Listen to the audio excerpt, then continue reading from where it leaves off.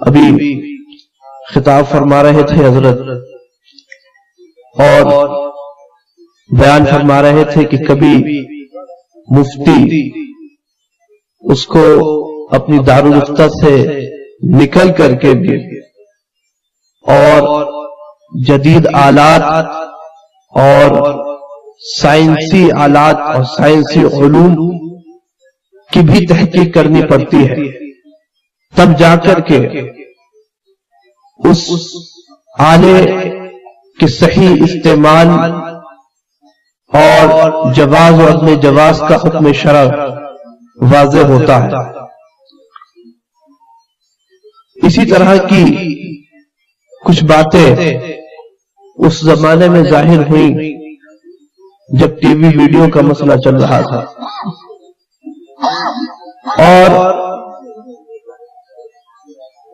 مجوزین نے یہ طعنہ دیا کہ بھئی ایک دارالفتہ میں بیٹھنے والا مفتی، اس کو ان سائنسی علوم سے کیا تعلق، اور جب مجوز اور ٹی وی ویڈیو کی جواز کے قائل نے فتویٰ دیا کہ ویڈیو ٹی وی پر جو تصویریں آتی ہیں اسکرین پر، اس پر لفظ تصویر کا اطلاق ہی نہیں ہوتا اور یہ بالکل جائز ہے، تو حضور تاج الشریعہ نے 16-17 اس مختصر سے فتوے پر معارضات قائم فرمائے، منع قائم کیا، طلب دلیل فرمائی، تو اس کے جواب میں وہ مجوز فرماتے ہیں کہ بھئی یہ ایک تحقیقی مسئلہ ہے، میں نے خود اس آلے کی تحقیق کی ہے، ماہرین سے رابطہ قائم کیا ہے، تب جا کر کے میں اس نتیجے پر پہنچا ہوں، اور طنز کیا حضرت کی طرف کہ بھئی ایک دارالفتہ میں بیٹھنے والا مفتی وہ ان سب باتوں سے کیسے واقف ہو سکتا ہے۔ تو حضرت تاج الشریعہ نے اس آلے کی ایسی تحقیق فرمائی اور ان کے جو سارے دلائل تھے، اور انہوں نے اس ویڈیو ٹی وی کے کیمرے کو اور اس کی اسکرین کو آئینے پر قیاس کیا تھا۔ جس طرح آئینہ جو ہے اس پر انسان کی تصویر چھپ جاتی ہے جب وہ اس آئینے کے سامنے آتا ہے، اور انسان کی شعاعیں جب اس آئینے پر پڑتی ہیں تو تصویر چھپ جاتی ہے۔ تو جس طرح آئینے کی تصویر جائز ہے، اسی طرح کیمرہ جو ہے وہ انسان کی شعاعوں کو اور ریزز کو، جو ریز اور کرنیں نکلتی ہیں،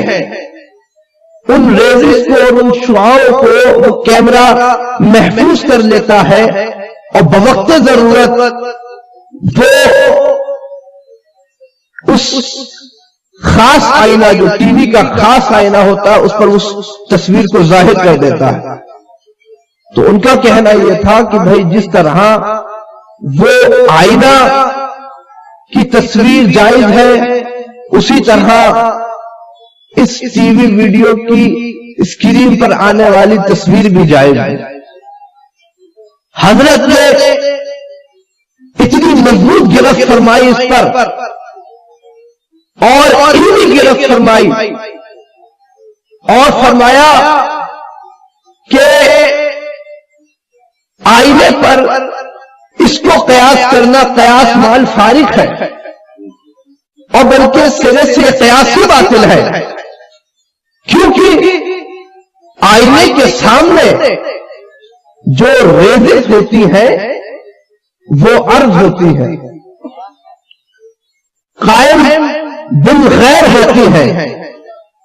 جب تک کوئی بھی جاندار اس آئینے کے سامنے رہے گا اور اس جاندار کی شعائیں اس آئینے پر پڑتی رہیں گی، تب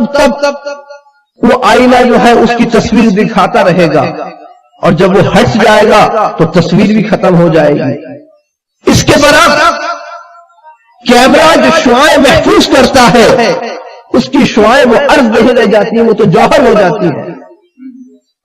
وہ تو قائم بنفسہ ہی ہو جاتی ہے۔ تو اس کو اس پر قیاس کرنا قیاس مع الفارق ہے۔ تو حاضرین محترم یہی ہوتا ہے، محتاطین علماء وہ ایسے آلات سے پرہیز کا حکم دیتے ہیں، اور عوام کا تو یہ حال ہے کہ اگر اتنی سی اجازت دی جائے تو وہ باقی اجازتیں تو خود نکال لیتے ہیں۔ خود جو مجوزین تصویر ہے، جو اسکرین پر حاضر ہوتی ہے تصویر، وہ خود کہتے ہیں کہ وہ تصویر جو جامد ہے اور غیر متحرک ہے اور قار ہے، قرار پکڑے ہوئے ہے، وہ تصویر حرام ہے، وہ لوگ خود کہتے ہیں۔ مگر آپ غور فرمائیں حضرت کہ اجازت دی اس کی، مگر انہی کے چاہنے ماننے والے یا ان کی دلیل سے استدلال کرنے والے انہوں نے باقی آلات تو خود ہی نکالی ہے، باقی جواز بڑی بڑی تصویریں لیمینیٹ کروا کر کے رکھے ہوئے ہیں پیروں کی، مشائخ کی، اور صبح شام اسے چومتے ہیں۔ اعلیٰ حضرت فرماتے ہیں کہ بت پرستی کا آغاز عطاء القدیر کی حکم تصویر میں کہ بت پرستی کا آغاز اسی تصویر کشی سے ہوا ہے، کہ جب کوئی نیک شخص تھا، اس کی قوم اس سے محبت کرتی تھی، جب وہ شخص فوت ہو گیا تو شیطان نے اس کی قوم کے دل میں ڈالا کہ تم اسے مرنے نہ دو، اس کی کوئی تصویر بنا لو اور اس کا احترام کیا کرو۔ انہوں نے اس کی تصویر بنا لی اور دھیرے دھیرے وہ اس کا احترام کرتے تھے اس تصویر کے ذریعے، اور سایہ دار تصویر کے ذریعے اس کو یاد کرتے تھے، اور دھیرے دھیرے اس کے آگے سجدہ کرنے لگے اور اس کی پرستی کا آغاز ہو گیا۔ تو حاضرین محترم، یہ علماء حق محتاطین ہوتے ہیں جو سنن فرائض واجبات کے ساتھ ساتھ سنن مستحبات پر بھی مضبوطی کے ساتھ عمل کرتے ہیں۔ حضور سرکار اعلیٰ حضرت نے فرمایا کہ علماء جب مستحبات پر عمل کریں گے